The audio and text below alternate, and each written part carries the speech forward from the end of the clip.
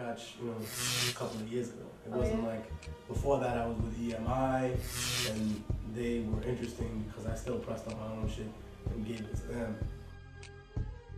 It's Immortal Technique, Permanent Records, but whatever distributor I've ever been with, you know, I really didn't get my records distributed until 2004, in early 2004, before everything was hand to hand. This is from the Urban Assembly School of Design and Construction. It's on 50th Street. And this is from Pedro Mercado. Did you really rape and kill that woman from the song Dance with the Devil? No, I've never raped anybody, and definitely not that woman. The story is true.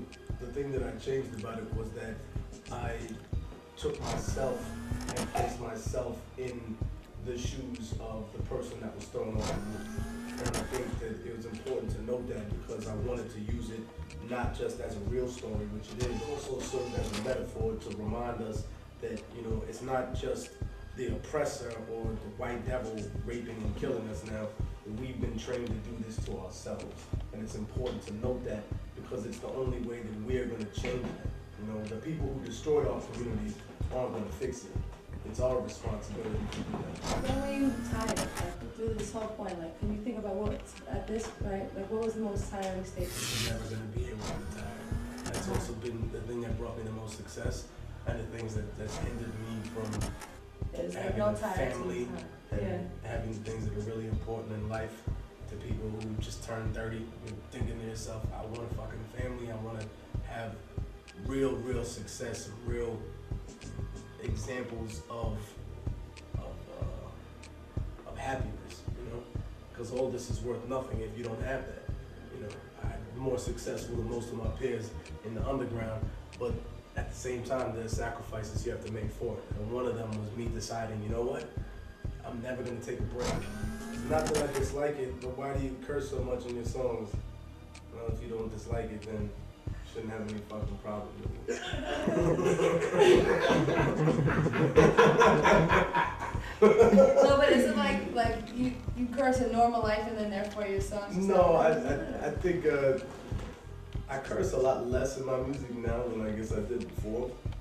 But I don't know, I guess that sometimes things need to be emphasized. And since I can't be like, you know, we're being oppressed, exclamation point. You know, it was more like, this is what it is. You motherfucker, like that's the exclamation point. That's the punctuation in hip hop. Yeah. Cursing is punctuation. Yeah. You'd be on tour for vacation, right? Like, well, no, not really, because I'm my own tour manager, and I brother, the best way to lead is by example. If I tell my brothers and my sisters, yo, you know what? We can't drink before the shows. We can't smoke before the shows. We have to be clear-minded and focused. I can't be the exception to the rule. And matter of fact, I won't drink or smoke after most of the show. 99% of the shows, I don't have a drop of liquor or a puff, nothing. Because you know what? It shows everybody else, damn, the nigga just go to his room and go back to scheduling tomorrow's route to the tour. Like, everybody else is partying. And then the people that really want to learn about the business, I can tell from their mindset. Because they'll be the motherfucker that come to my door at 2 o'clock in the morning instead of being running around chasing hoes or getting high and drunk. I'd be like, what? Fuck you. Like, what do you hope people get from your music, or like as different generations look at it? Like, what is your hope in terms of what they're gonna get? I'm sure there'll be people that look back on this time and they'll look at the news and they'll look at different sources of information, and then they'll listen to music as well.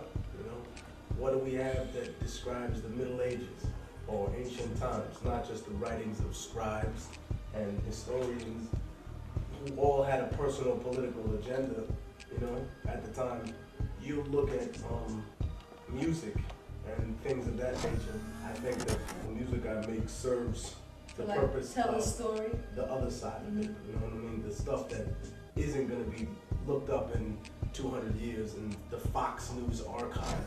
As an independent artist, like my label is called Permanent Records. It reflects me as like a teacher and as an artist. And what I like to ask people is like, what do you hope is going to go down on your permanent record? Like when people think about you and your career, like we're here talking to Ice, and here's a man that's had his career for so long. So like, where you are in terms of where you came from and then where you're going. Could you talk a little bit to us about your permanent record and what's on it and what will be on it? I mean, it's again another transition. You know what I mean? I went from being a kid who was on some wild, violent, crazy shit, being incarcerated, then decided to change his own life, decided to invest in himself. I think that, you know, analyzing what direction you want to go in life and then applying myself towards it and showing people that, you know, if you want to do this, it's available for you too. You know, it really is what you decide to invest in your life and apply yourself toward. You know, don't tell me what you love. Show me what you spend your time on. I'll tell you what you love. Don't tell me what you value. Show me your schedule. I'll tell you what you value. You know, it's Immortal Technique, Permanent Records. We out of here. All.